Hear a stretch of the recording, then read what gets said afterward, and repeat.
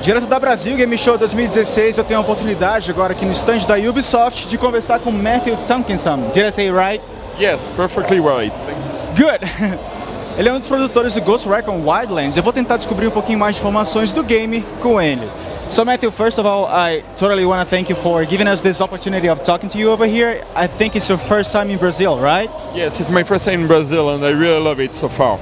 Good, so tell us everything that you want about Ghost Recon. I mean, what's new about this time, about this game that hasn't been done before? So Ghost Recon Wildlands is still true to the series in the terms that it's a military tactical shooter. And but what we wanted to do with it is that if we want the players to choose their tactics, we want to give them more freedom of choice. And so we decided to make it an open world. And to make it an open world, we created a story. It's like with old Tom Clancy games, we created a what if. And we thought, what if a Mexican drug cartel would come to Bolivia to turn it into a narco state? And actually, what you do as a ghost, you go behind enemy lines, and you have a total freedom of choice to how to take down the cartel. So there are lots of bosses that are spread around the provinces, and they are divided in several operations, like smuggling, security, production of the cocaine, influence, which is the religion. And yourself, you'll fight against all of them, but really with your weapon of choice. Meaning that you can choose to go with assault, or you can be more stealthy, or you can be a commander and you can lead your teammates to the fight, or your human teammates if you play in co-op, because the game is playable. Yeah, it's 4-player co-op from the beginning to the start. It's really a seamless campaign that will work. So lots of freedom in the Ghost Recon Wildlands. And what exactly about the mechanics is new this time around? I mean, what hasn't been done in the past that the players, I mean the fans, they like it, but what else can they expect from it? So there's lots, it's almost everything is new in it. It's a traditional shooter in terms of controls, etc. What is really specific in it is the fact that you have lots of freedom in the way you approach. So, and since the world is really big, you can use vehicles. So you can move with VHCs, with helicopters, with planes, even with boats. And if you compare to other games, co-op games like The Division, for example, we are super different. Yeah. I was just about to ask you that because The Division is one of my best games that I have played this year so far. So if I did like The Division, why should I play Ghost Recon? Well, it depends. It doesn't mean it's not because you like The Division that you should play Ghost Recon, because in the end it's very different games.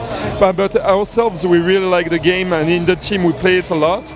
But it's very different because The Division is an RPG at core, and it can take lots of time to eliminate an enemy, and you have to grind. In Ghost Recon, it's more about the skills. So most of the enemies can be killed with one bullet in the head, for example.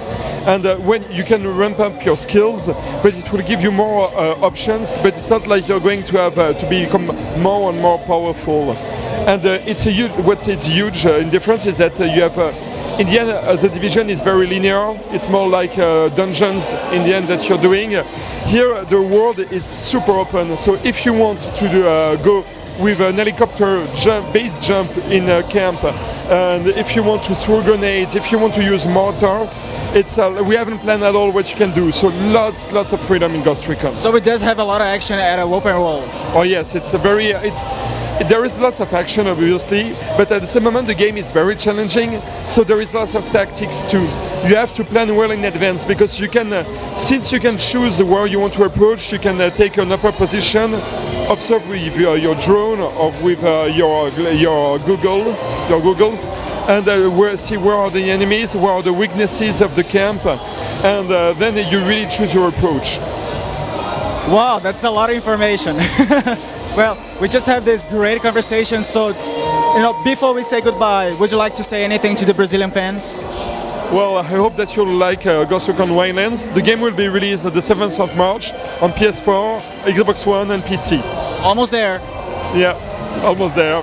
And as soon as BGS is finished, I'll go back there to finish the game. I can't wait to play it. I want to thank you so much once again.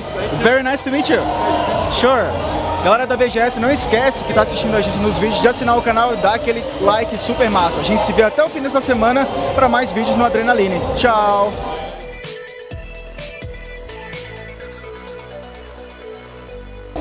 A Brasil Game Show 2016 também tem um Watch Dogs 2, um dos grandes lançamentos que estão aqui na BGS, não para testar, mas pelo menos a gente vai conseguir conversar com o Danny Belanger. Ele é o diretor do Watch Dogs 2 e a gente vai tentar trocar umas ideias legais com ele para saber exatamente o que vai ter no próximo game. So Danny, first of all, I want to thank you very much for this opportunity. It's such an honor to have you here with us. It's my pleasure to be here. Thanks for inviting me to the show. Actually, it's our pleasure.